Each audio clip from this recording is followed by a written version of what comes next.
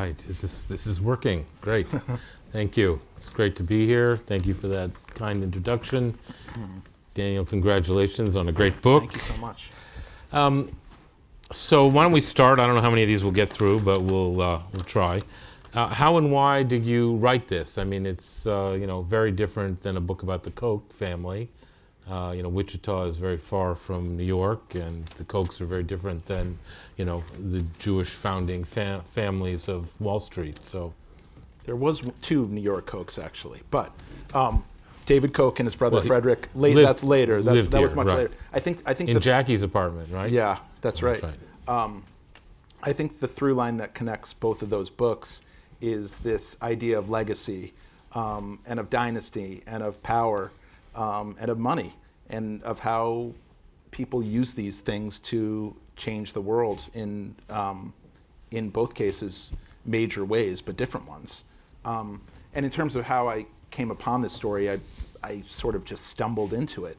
After finishing the Koch book, I was sort of doing some research on this wave of anarchist violence that occurred in the United States at the turn of the century that culminated with the bombing of Wall Street in 1920. 23 Wall. Yeah, JP 23, Morgan exactly. Mm-hmm. And I was thinking I might do a book based on that, but I noticed that one of the recipients of an anarchist letter bomb was a fellow named Jacob Schiff, and the name registered, but I didn't know much about him. And I just started reading about Jacob Schiff, and I was sort of astounded about who he was and what he had done. And I couldn't believe that no one had done a major biography of him. He was every bit as important as J.P. Morgan or Rockefeller, or all of whom he knew and did business with. But he was totally unknown, and so that's how I ended up with the story. And then I sort of realized that there was a personal connection to my own family story. My dad's parents came over from what was the Pale of Settlement during the early 1900s. And as you learn Schiff's story, and as you learn the legacy of the Warburgs and the Goldmans and the Sachses and the Lehmans, you start to understand that it might not have been possible for many American Jews to be here today without them, and that includes my family and really anyone's family who came over from Russia or Eastern Europe during that era. And did you find, how did you find the sort of raw material to make the book? Where was all that hiding out? All over the place, really. The Schiff family were extremely helpful in helping me to put together this book. Jacob Schiff's great grandson still has a bunch of his papers down in his office, but they're, the American Jewish Archives in Cincinnati. I spent way too much time in Cincinnati. It's a nice place, but you wouldn't want to live there. I was there for a good month, but they've got good chili. They've got decent chili. I don't know. They've got chili. They've got chili. Okay. They've got chili. But I Contemporary Art Museum is nice. Yes, but I was in Berlin. I was in London. I was in Norman, Oklahoma, which has the papers of the Seligman family. Strangely, wow. And sort of everywhere in between, just looking for every document that I could find. It was very document driven, and when I could, interviewing descendants, which is helpful, but oftentimes descendants, when we're talking about 100 or 150 years ago, they only know the stories that are passed down. And oftentimes those stories can be distorted or wrong. Or Really? Yeah. Well, I know when I wrote my book about Goldman, I don't think I found much about, from the New York Times I could read about Marcus Goldman and Henry Goldman, but if their papers exist, they didn't make them available to me. One of the Goldmans, Henry Goldman's descendants, told me that he burned his papers. Interesting. But there was stuff available. He, at Yale, he was basically blind by the time he was in his 60s, but he loved to read. So he hired Glenway Westcott, who was later a famous writer, but he was serving as his factotum, and he would read to him in English and in German, and he would help him to the baccarat table. He liked to gamble.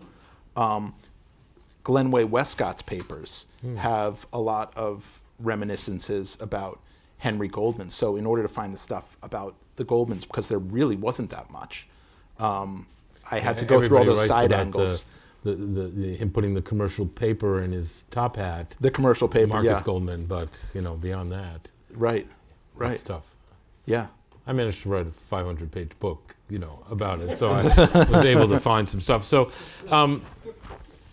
so you write about these incredibly important Jewish families, the Lehmans, the Seligmans, the Schiffs, the Goldmans. What did you come to admire about them? What did you come to? What did you discover that kind of disappointed you about them? Nobody's perfect. Nobody's perfect. No. So if you take someone like Joseph Seligman, who is one of the main figures in the book, he was kind of a Horatio Alger type figure, and there was a good reason. Horatio Alger actually lived in his house. And after he tutored his sons, and at night, they would talk about his life.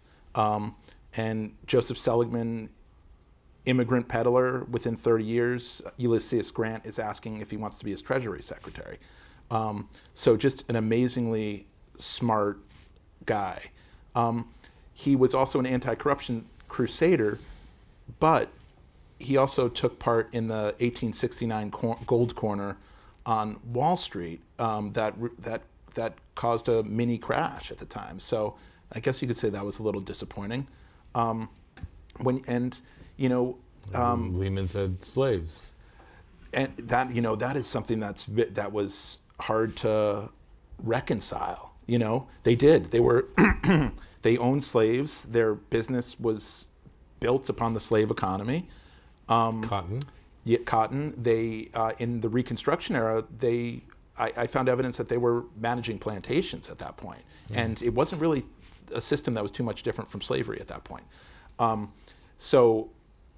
that brings up an interesting, how could they reconcile owning slaves as Jews when, the foundational story of Judaism is the flight from Egyptian bondage? How could you do that? And it came back to, what I believe, and from what I could tell, they were trying to assimilate like many, many Southern Jews, and owning slaves and taking part in the Southern culture sort of made them feel more white, I think. But the hypocrisy of this was lost on no one at the time. I mean, there was a congressional debate pre-Civil War in which an abolitionist senator referred to Israelites with Egyptian principles, and this was aimed at the Louisiana Senator Judah Benjamin, who was Jewish and later a Confederate cabinet secretary. But as you point out, they're human. They were definitely flawed individuals. Well, I mean, as I've discovered in some of my books too, Wall Street was not, pure on this topic either. I mean, first of all, when Wall Street was first created, there was an actual wall there. That's why it's called Wall Street. And the Hudson River and the East River were the two boundaries of Wall Street. Now, since then, there's been a lot of landfill and it's expanded. But at the beginning of Wall Street, the slaves would come in off the ships, and then there was like a slave processing center, right, at like number 1 Wall Street. Right. And then, they would go from there after they, quote, processed them. So that was something that was going on in New York, too, and at the bottom of Wall Street. So, our history is checkered with this kind of stuff. Totally. We don't like to talk about it very often. And why do you think these families were able to succeed to the extent that they were? I think for every did they share something in common? It's I think for every Seligman brothers there was a Schulman brothers that didn't make it, and in their case, I mean, they came up. All of them had a very, very similar story. They come over in the 1840s. They are fleeing the conditions in Germany at that time. Many of them came over in 1848 and 1849, and the reason for that was that there were revolutions that swept Western Europe and the German pre-unification German states at that time. Jews were particularly attracted to these uprisings, which were sort of a repudiation of feudalism and basically a call for just equal rights. And Jews in Germany were not citizens. They couldn't own property in most places. They were barred from almost all professions. In order to live in a given area, you had to pay the local authorities extra taxes, protection money, they called it. It was just a very inhospitable place. So there was many large waves of immigration that were set off by these revolutions in 1848 and 1849. And that's what brought people like Marcus Goldman and Solomon Loeb and Meyer Lehman, who was apparently a revolutionary himself. The Lazard brothers came in 1848 to New Orleans. Exactly. Yeah. And they started out peddling. And, one of the great grandsons of one of the Lehman brothers told me that peddling was the Harvard Business School for Jewish boys. And there was an element of truth to this because to make it, you had to really pick up the English language quickly. You had to learn American customs. You had to develop a rapport with your customers who you were not only selling goods to, but you were often asking them for a place to stay for the night.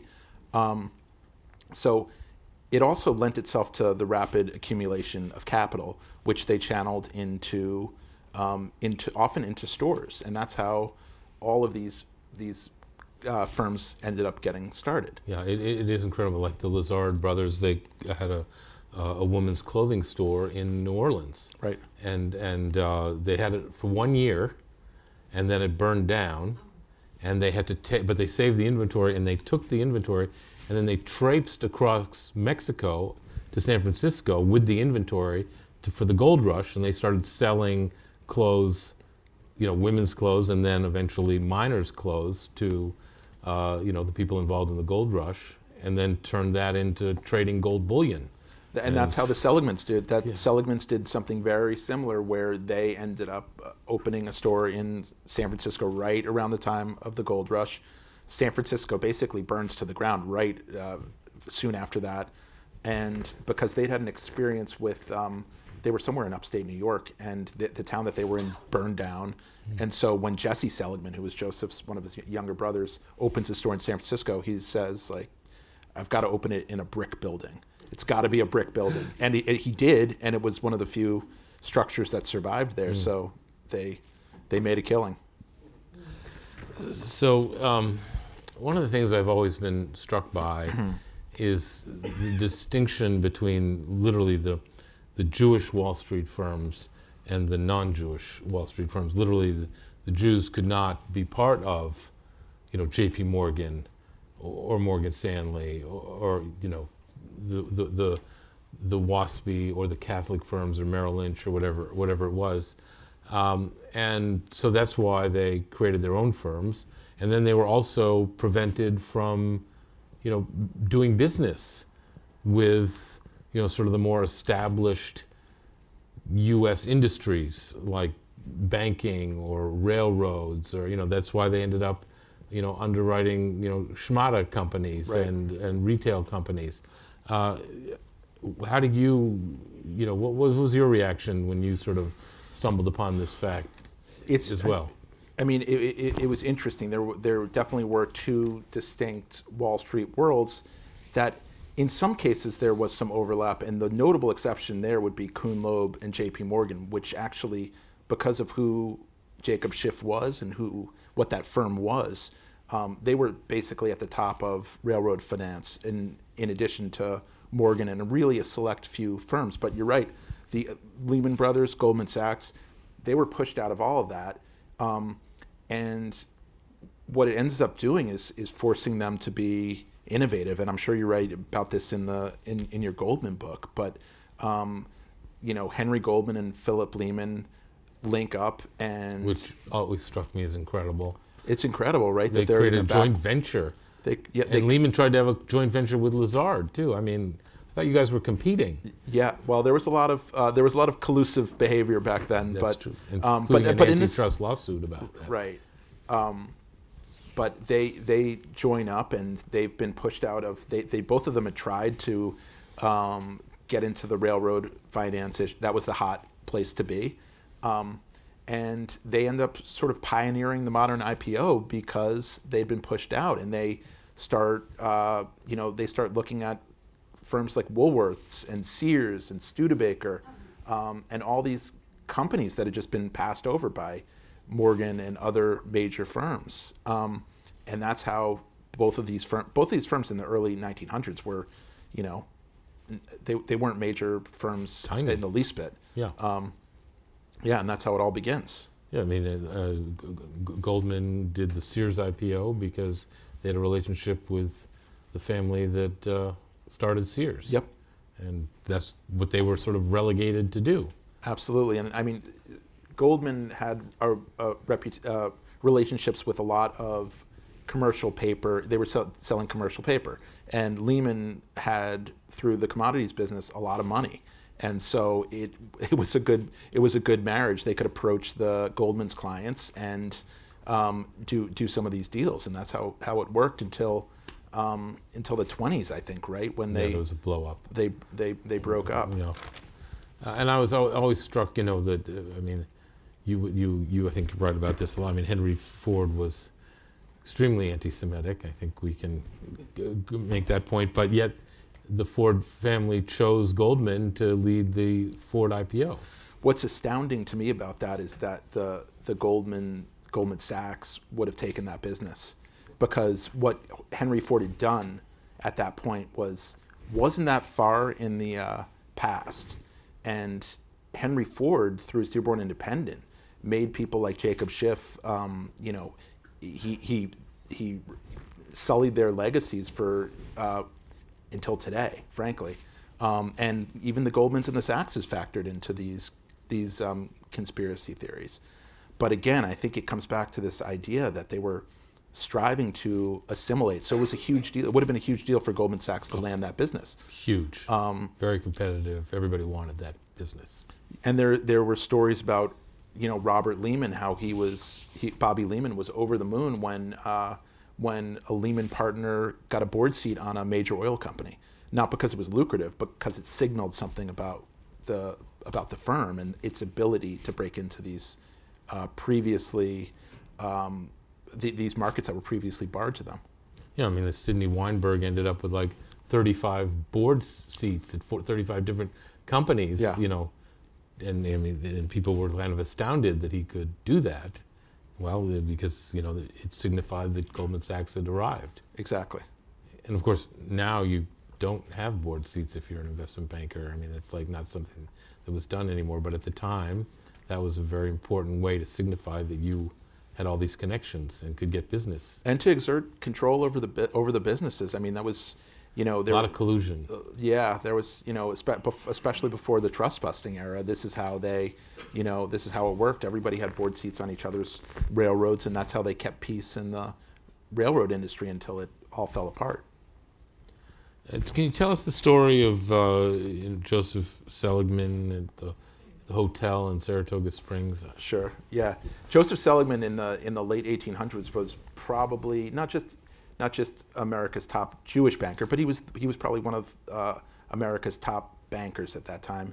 And in 1877, he takes his family to Saratoga for their customary vacation, and he goes to check in at this hotel, the Grand Union Hotel, which was the finest hotel in town. And the hotel clerk says, "I'm sorry, Mr. Seligman, you can't stay here. We can't check you in." And he says, "Well, why?" And he's told that they're not accepting Jews there that season. And we weren't in season then. Yeah, they're not accepting Jews, and Seligman is obviously indignant about this, and he his proxies sort of talked to the New York Times, and there's a big New York Times story about this called "A Sensation in Saratoga," and Seligman gives a quote about, he doesn't own the hotel. His name is Judge Hilton. He's the executor of the estate of A.T. Stewart, who had the department store chains and owned that hotel, and was basically running it. And any relation to the Hilton family that owns I don't Hilton? think so. I don't think so, but that would be interesting. That would be interesting. But Stewart and Seligman end up having a war of the words in the papers, and Hilton basically says, he draws this distinction between Hebrews, who he thinks are upstanding, and what he calls the Seligman Jew, which are showy new money Jews. And this goes on for weeks and weeks and weeks. And Joseph Seligman starts to get a little uncomfortable, because something that had been sort of unspoken in American life, it's not as if there was no anti-Semitism, but in this case, it was enunciated in a way that it hadn't been. And the New York Times starts going around and asking hoteliers in New York and elsewhere, well, do you accept Jews? And they're like, well, we do, but we charge them double when they come. And on the Jersey Shore, hotel keepers are saying, well, we want to stop the incursion of Jews coming here. So it becomes a major anti-Semitic episode, and it becomes almost, an inflection point in history, where after this, you start to see society become much more stratified. And you see the rise of many institutions that Jews created as they were barred from country clubs and private schools and other venues. So it's just a fact. It wasn't the first major episode of anti-Semitism in this country, but it was one of the most widely publicized. And it certainly wasn't resolved in the 1870s. No, absolutely not. And the interesting subtext of the story was that this was probably really a business dispute. Joseph Seligman I had mentioned earlier, was an anti-corruption crusader and had helped to put Boss Tweed in jail. And Boss Tweed was Judge Hilton's patron. So they had a beef over that. And it really, I think it had less to do with his Jewishness than this business dispute, but that didn't really matter in terms of what sort of came after that. And was Saratoga kind of like a waspy hotbed or something? It was with the horse racing and all that. It was, but there were many Jewish families that visited Saratoga and the Adirondacks. In fact, Marcus Goldman at that same summer apparently wrote to the Grand Union Hotel seeking a room, and he too was rebuffed. But this had been one of their normal vacation destinations. Nice, lovely. And speaking of stories, how about the one of Jacob Schiff convening a meeting on February 6, 1904, to decide whether to make a loan to the Japanese to help them in their war against Russia? This is a sort of a fascinating. This is a really fascinating story, and an important one, because it really changes. Well, it changes the future for Japan and for Russia, and in some ways for the Jewish people. In 1904, Schiff was a member of a group called the Wanderers, and it was a group of financiers and politicians and academics who would gather often in Schiff's living room to puff cigars and talk about current events. And on this day, the major news was that it looked like Russia and Japan were going to go to war over Russia's sort of expansionist ambitions. And Schiff raps his knuckles on a table, and the room goes silent, and he says, gentlemen, I have something I want to discuss with you. I've been approached about financing Japan in what seems to be this war. And then he basically asks, would this be good for the Jews? And he's worried about potential blowback. But what had preceded this was many years of Schiff trying to get the Russian Tsar through various pressure points to treat the Jews with basic, with give them basic rights. And none of this had worked. So he ends up deciding he's going to fund Japan. And part of this is, he wants to teach the Tsar a lesson. It was also probably a wise business decision, and I don't think he would have done it if it was purely just to get back at the Tsar. But Kuhn and Loeb ends up funding almost 20% of of Japan's war expenditures, and this is a war that leads to the rise of the Japanese Empire. It diminishes the Russian Empire, and there's a revolution there very shortly thereafter. But the other piece of this is that it sort of helps to fuel the myth of the Jewish banker puppeteering world events, which ends up becoming part of the anti-Semitic, pantheon. And it's really no accident that the Protocols of the Elders of Zion, which is the touchstone of modern anti-Semitism, is published right around this time. And I'm sure Schiff must have been in the mind of whomever forged that document. And of course, that was sort of the precedent for what happened, in and around 1914 in World War I, when, Goldman Sachs wanted to. Well, there was an effort by all the bankers to, support the Allies, and Henry Goldman, wanted to support Germany during World War I. Right. And that was the wrong side of history, and they ended up kicking him out of the partnership as a result of that. Yep. And can you imagine bankers nowadays sort of financing individual countries' war efforts? It's incredible to think about, but this is, J.P. Morgan was basically running the Allies, Right. war expenditures during as well as the Federal Reserve, Yeah. before there was one. Right, exactly. He was the central banker. Single-handedly. But World War I was sort of the crucible for a lot of these German Jewish families, and it had been, you could live harmoniously as a German, as an American, and as a Jew, but all of these parts of their identities start to come into conflict when World War I erupts, and it fractures families, it fractures firms.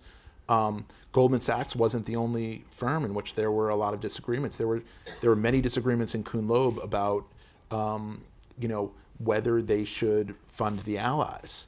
And there was also a lot of espionage going on during this era with German and British agents both trying to get Germany was trying to get firms like Kuhn and Loeb to finance them, and the British were trying to do the opposite. So it's just a fascinating time period. This idea of bankers, Jewish bankers underwriting war efforts of Japanese or the Allies and any of this is like kind of mind-blowing to me still. It's, and the other piece of the Russo-Japanese War, the myths that arose because of it, Schiff helped to secretly fund propaganda efforts targeting Russian POWs, and this becomes part of the later myth that he helped to overthrow the Russian government in 1917, and not only helped to overthrow the government, but orders the assassination of the Tsar and his family, which of course isn't true. But with like any conspiracy theory, that shard of truth ends up fueling many, many conspiracy theories. And was the American public supportive of these efforts? Were they aware of what these guys were doing? Well, I think public opinion started to dramatically turn against Russia in the early 1900s, and that was in part because the German Jewish community were helping to publicize the mob violence that was occurring there, and they were holding all of these mass protest meetings at places like Madison Square Garden, and helping to gin up a lot of publicity about this. So I think public opinion was really starting to turn, and by I think the early 1900s, we ended up breaking off a treaty that we had with Russia, and Schiff and his allies were involved in that effort as well. But public opinion had sort of swung radically at that point. Let's shift gears a little bit and talk about philanthropy. And, I'm particularly fascinated about this, this guy, Baron Maurice de Hirsch, and his Jewish Agricultural Society. I wrote a book called Four Friends about four of my friends from Andover, and one of them was a Jewish guy from Northeast, Connecticut, whose parents were, egg farmers, and who had come to the Bronx and started working, but then they got connected to Baron Hirsch, a wealthy industrialist who had this idea that the part of the problem with anti-Semitism was because Jewish families lived in cities and they'd gotten too successful and became wealthy, and people resented them. So let's send them out to the rural communities and have them be farmers, and they'll be less offensive to people, et cetera, et cetera. And I gather this was something that Jacob Schiff was also interested in, and part of his philosophy. This was quite a strain of thinking, I have to say. And it affected the real lives of people. My friends to this day who were farmers in, Connecticut. What ends up happening is that the German Jews established themselves around the 1840s, 1830s, 1840s, 1850s. And the next major waves of Jewish immigration occur in the 1880s, and that is sparked by the assassination of one Russian Tsar, which was blamed unfairly on Jews, and that leads to pogroms occurring in the Russian Empire. Thousands upon thousands upon thousands of Jews start coming over, and this makes the German Jews a bit nervous. They have achieved some prominence, they've achieved some stability, and they are worried about their standing in the American social hierarchy. And that's what leads, and they're worried about these provincial Jewish immigrants kind of wrecking the image of Jews in the United States. So that's where ideas like creating these farming colonies, and there were many that were created throughout the United States. Most of them failed after, a couple of years, because people, many Jews wanted to be among their relatives or with other Jewish people in New York City, where the great majority of Jews were living at that time. Later on, there was something called the Galveston movement, which was an effort to actually make sure that Jews never even got to New York, and they were basically shipped straight from, Germany to Galveston, Texas, and then settled in the interior for that. And that was another effort that didn't really work terribly well. I thought it was somewhat ironic that Jacob Schiff was sort of a big fan of this, but he was like living in New York, high on the hog, right? And shipping his compatriots out to the Northeast Connecticut to become egg farmers. It seemed like a little dichotomy. There are tensions that exist to this day between German Jews and Eastern European and Russian Jews because of these paternalistic efforts. Schiff and his allies, they did a heck of a lot in terms of building institutions such as this one that helped to Americanize the immigrants that were coming over and helped to line them up with jobs and English lessons and every service that you could imagine. But at the same time, there were also efforts to divert Jews away from the Lower East Side. And there was good reason for this, because by the early 1900s, it was becoming just an advertisement for squalor. And there was drugs and prostitution and a lot of Jewish gangsters that were ruling those streets with names like Jaime Hundred and Stiff Rivka. Really. Your next book. I know, about right? Jaime Hundra. About Jaime Hundra. And the in the early 1900s, the New York Police Commissioner writes an essay that where he says that 50% of crime in New York City is attributable to Jews. Jeez. This is totally not true, but it didn't matter. The image was out there, and this leads to a really remarkable effort where, Schiff and his allies hire a private detective who penetrates the Lower East Side underworld and sort of maps the underworld, and then partners with the police department to crack down on all these Lower East Side criminals. But they were extremely concerned about image, and that's, I think, what led to some of these efforts to resettle the Jewish population throughout the country. Yeah, I don't think it worked, as you said. It didn't work. It didn't work.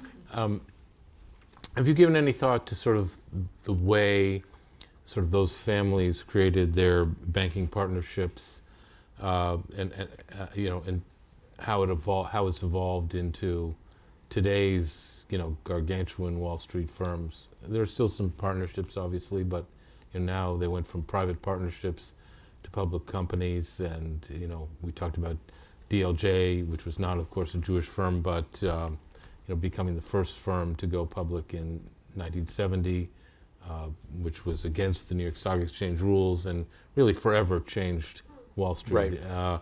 I just sort of marvel at how with these small partnerships, with intermarrying, the Goldmans married the Sachses and the Lehmans all married each other. I mean, and they did that to preserve capital, and they had very little capital. And they were, had to be very careful about business that they took on and what they underwrite and what they didn't do and what they did do, and they could go bankrupt at any time, and a lot of them did. And now, we've got these big firms who have gone public and can still go bankrupt and can still go out of business, we've discovered, but for other reasons.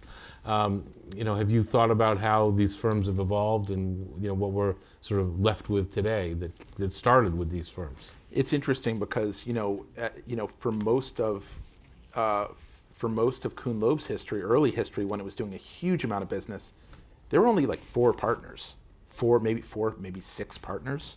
They were doing crazy, and they were all bound by blood or they had married in, but I mean the reasons why all of these firms were so close knit, and is because doing business at that time required a huge amount of trust. Not that it doesn't now, but you're doing business, transatlantic business in that era without, telephones, and you're sending coded messages and stuff like that. Cables. It became incredibly important to be doing business with people that you trusted, and who could you trust more than family. And of course, the introduction of family to these business relationships caused a hell of a lot of problems, because anytime family, blood and money mixes, that could be combustible, and it was. But it also worked for many years. And as you mentioned, the IPO of Donaldson Lufkin in 1970, that sort of unravels the partnership model completely, because at that point, in order to compete, you had to go public. It shifts the risk from the partners, who were, the partnership model did impose some guardrails on these firms, right? Because it was their capital, and they had to be fairly prudent about where they were putting it. But now this was the public's money, so the incentives just completely changed. I mean, the other thing is we're just talking about vastly more complex financial transactions. Many times the leverage that was used back in that era, it's a much different place. I don't think, the Schiffs or the Otto Kahns or the Goldmans or the Sachses would recognize. What would they make of cryptocurrency? I don't know. Yeah, they still don't know what to make of it. Maybe we could open it up now to questions from this fine audience. We'll start with the man who's raised his hand. A lot of Russians came over on boats with $25 in their pockets. Why were these guys,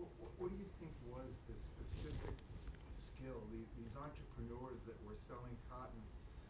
Was there something that, were they so aggressive? Were they great numbers guys? I mean, what really set these guys, you think aside that made them successful, whereas so many other people, wound up living in the Lower East Side and were not nearly as successful? I think with the folks that I wrote about, some of it was timing. They came here. They were here in the 1840s and 1850s, and the Civil War ends up being a major turning point for the country in many ways. But it's a huge moment in America's financial history because it really hastens the financialization of American life. And one of the reasons why these companies were able to make the pivot to finance is because they had been able to, and they weren't alone in this, they were able to get government contracts for clothing and other necessities and build up capital during that era. And so many people had entered the clothing trades because of these contracts that, one thing that distinguished them was that they were smart enough to know it's time to try something else. And so they took their capital, and that's what they did. That's how Kuhn and Loeb ended up getting its start.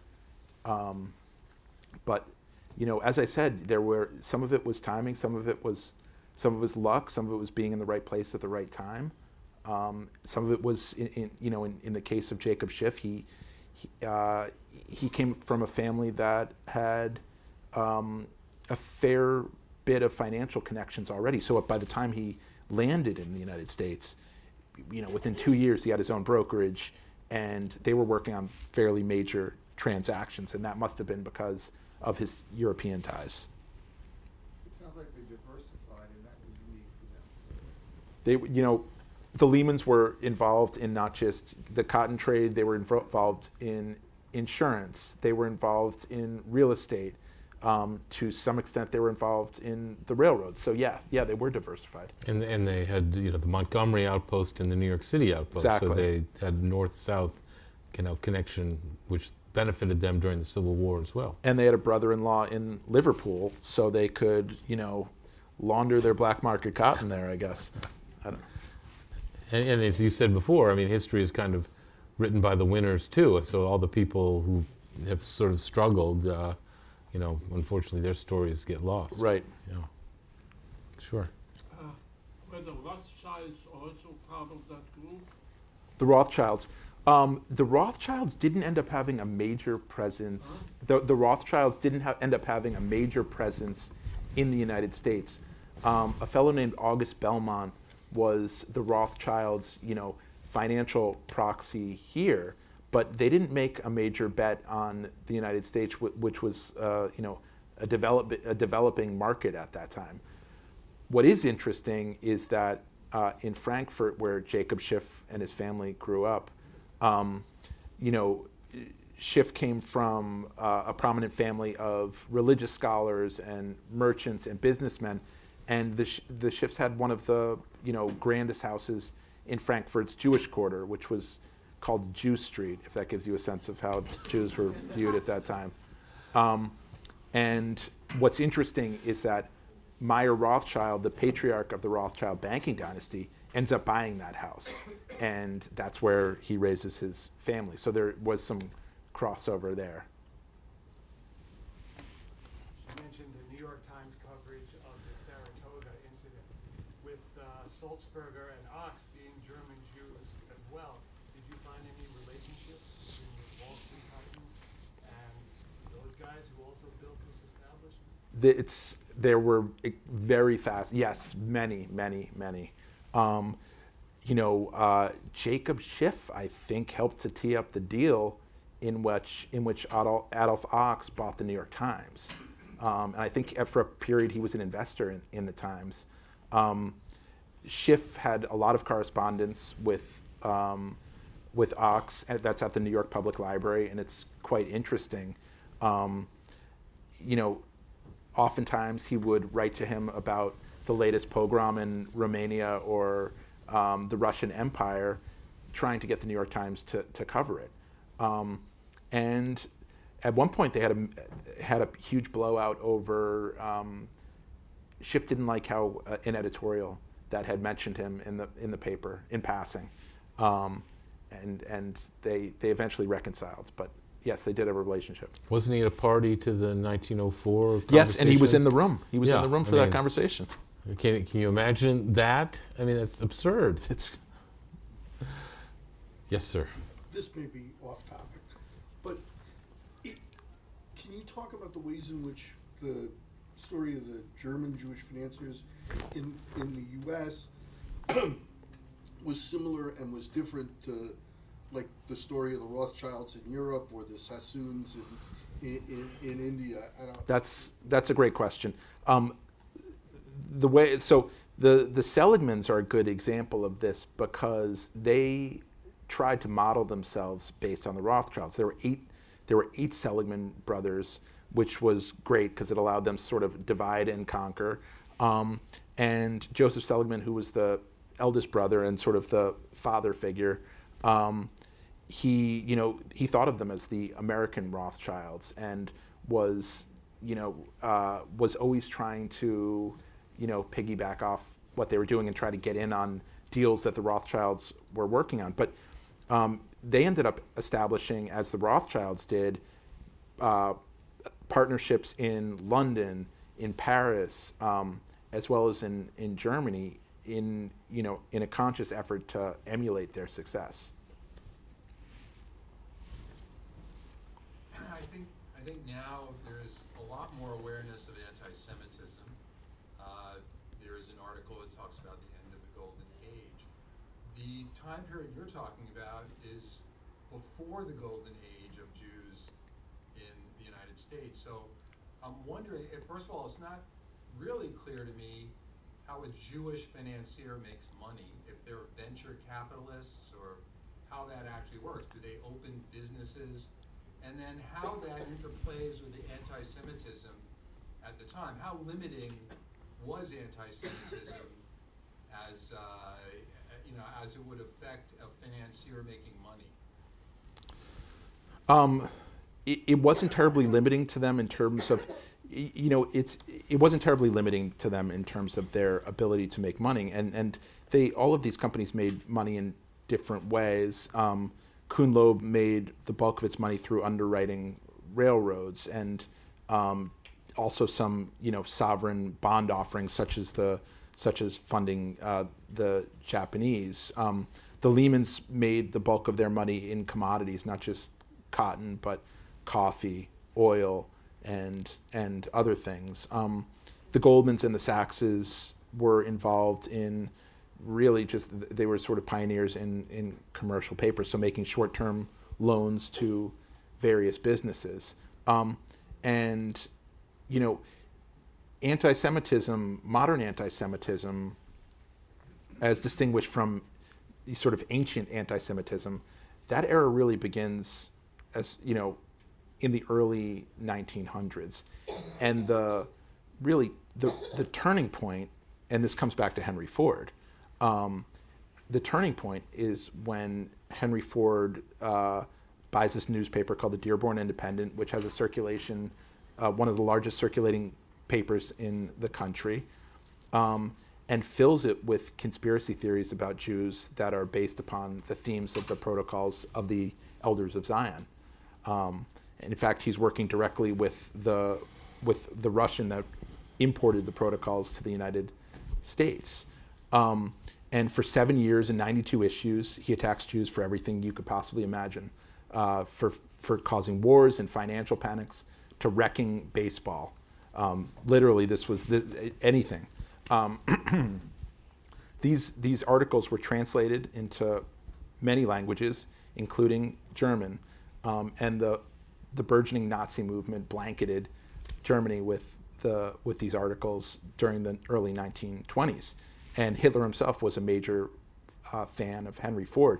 And there's a direct through line to what happened then and the anti-Semitism that, that we see now. It's something that just sort of has ebbed and flowed throughout history, and every once in a while it just explodes. Of course, as we discussed, I mean, Jewish firms were limited in what business lines they could engage in, what clients they could have.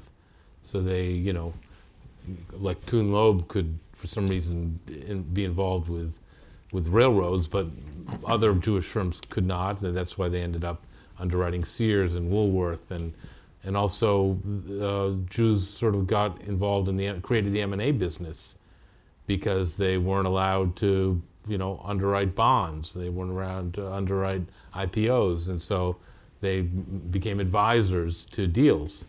That's what Lazard did for many years because they weren't underwriters, they weren't traders, which turned out to be a fabulous business because the profit margins were huge and they're very prestigious businesses. So there were limitations, these weird limitations.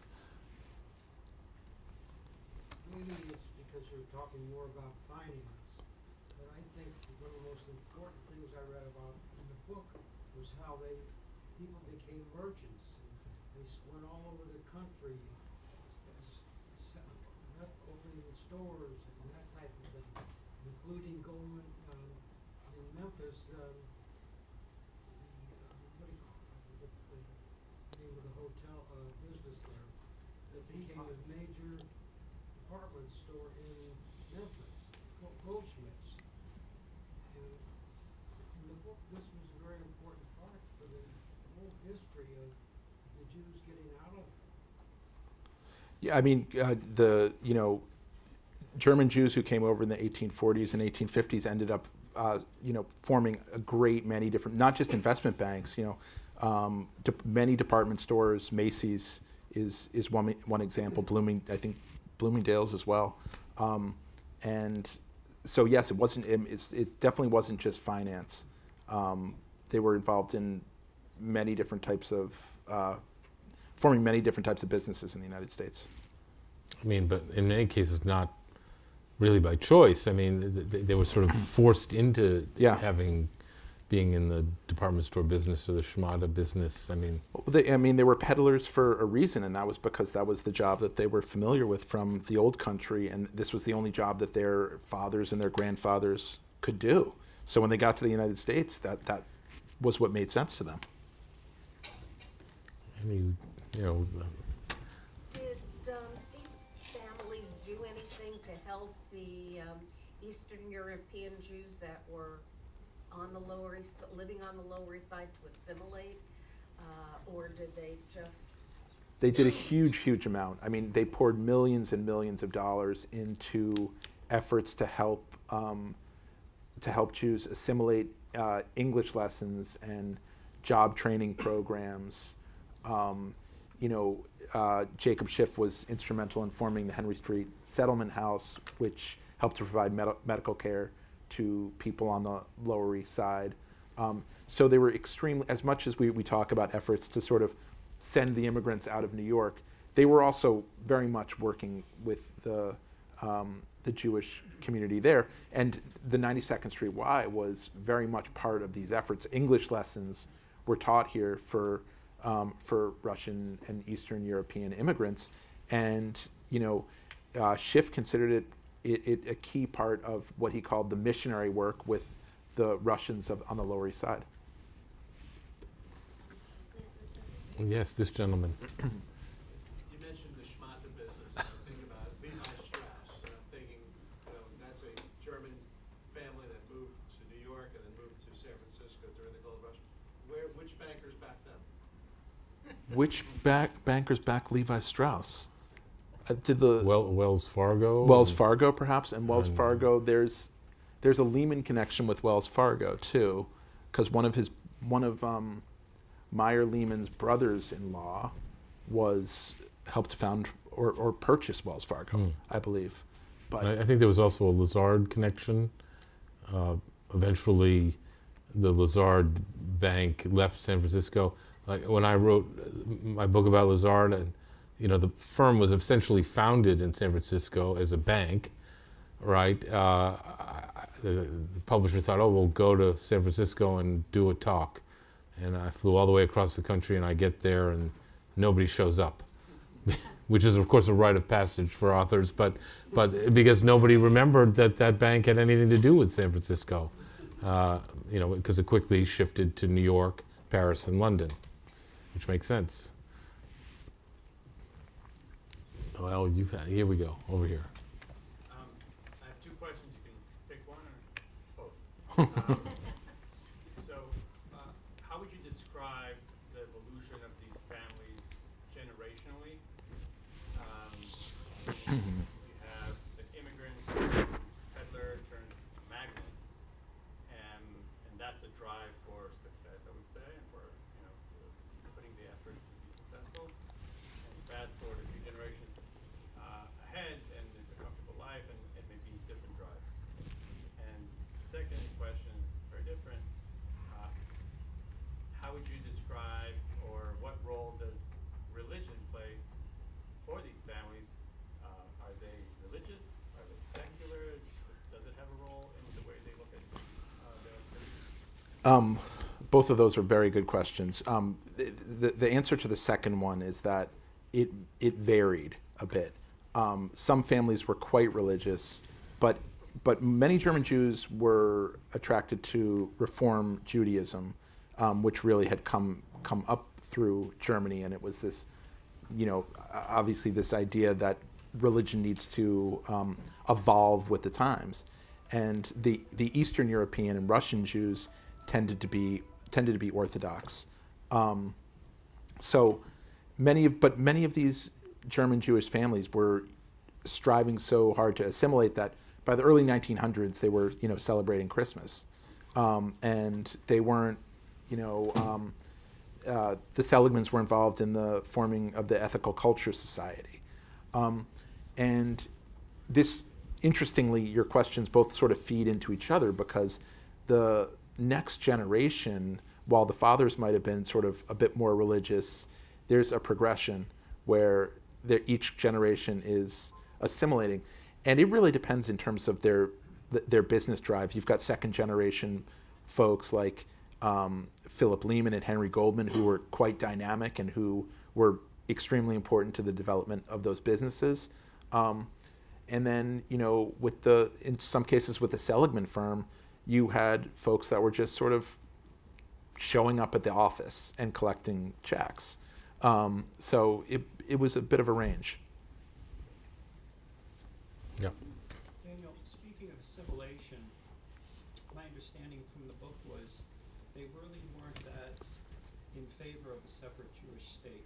If you could talk about that, like why?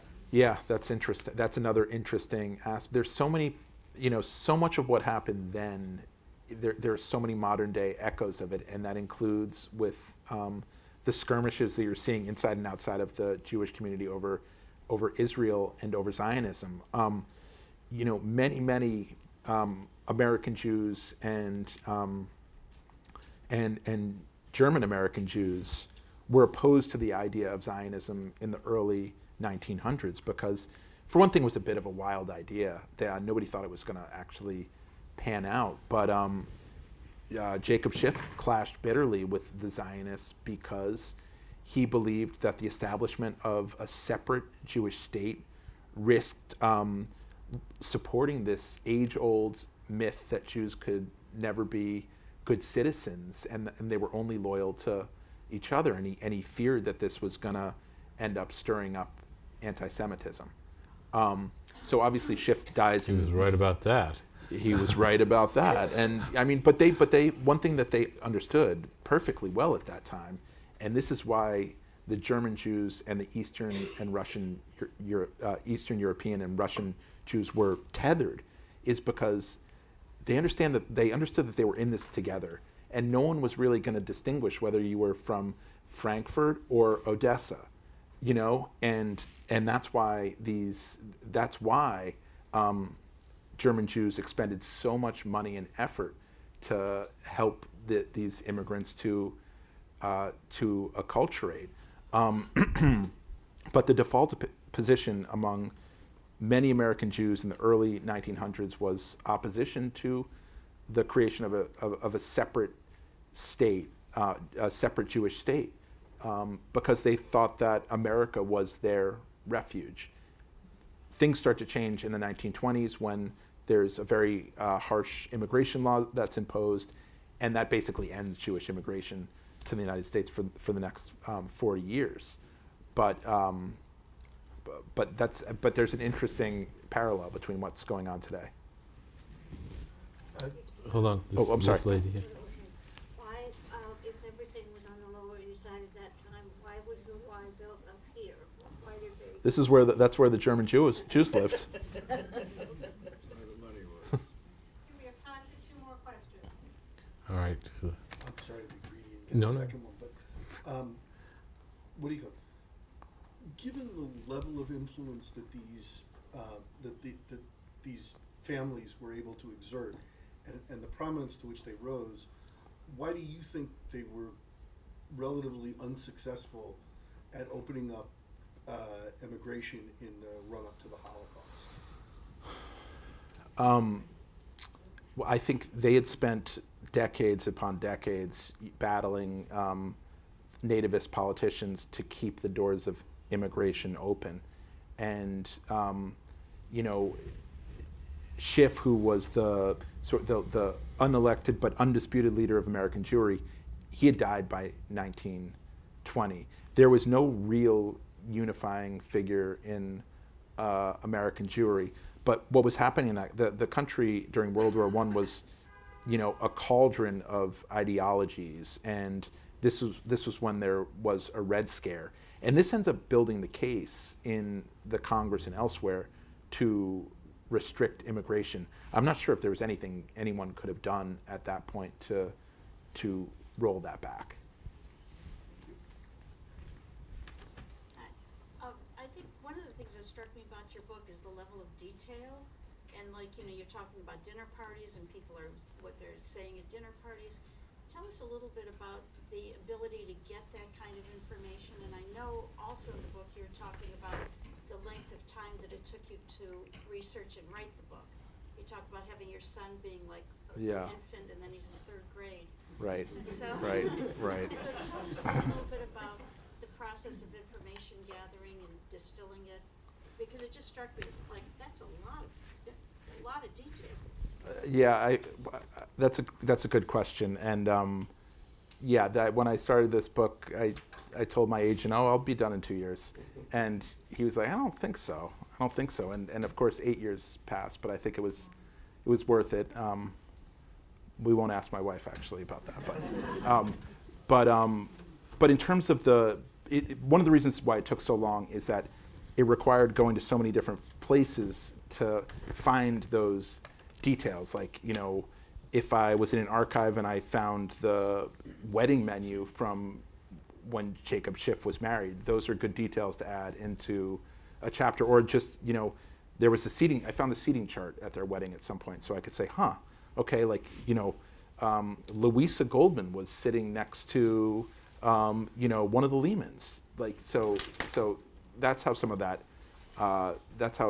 came to be. And, letters ended up being just such a great resource for this book. But there was just countless places where just these tiny details emerged. There were a lot of people that wrote books who were in the room for these various conversations, and there's a little bit of dialogue that you can pick out of there. But that's what sort of helps to move a story, especially a story like this that's about that has some dense financial details. It helps to move the story along. All right, moderator's prerogative for one final question. Please. What did you discover any similarities? Have you thought about any similarities between the Kochs and some of these families?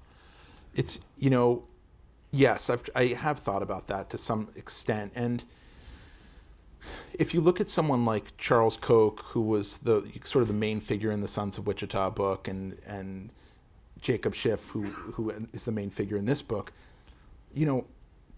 there are some things that they had in common. One is that they seem to understand. This is really just an impression that I got. They seem to understand the world in a way that other people don't, and they both also seem meaning what? Things just in terms of financial details that it could take someone, years to comprehend. This came to them easily, and they seemed to have just a plan from the outset about what their life was going to look like, and they sort of executed on it.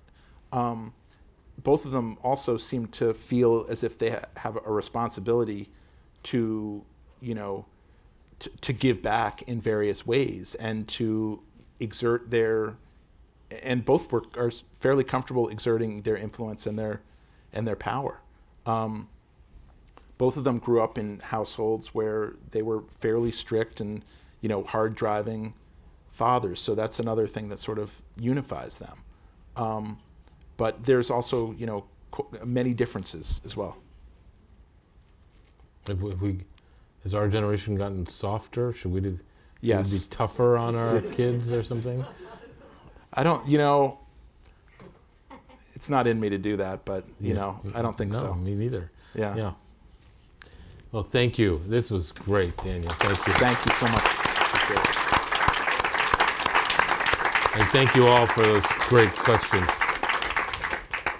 Thank you, Daniel. Thank you, William. Thank you all for coming. This was just a wonderful 150th anniversary event for 92NY.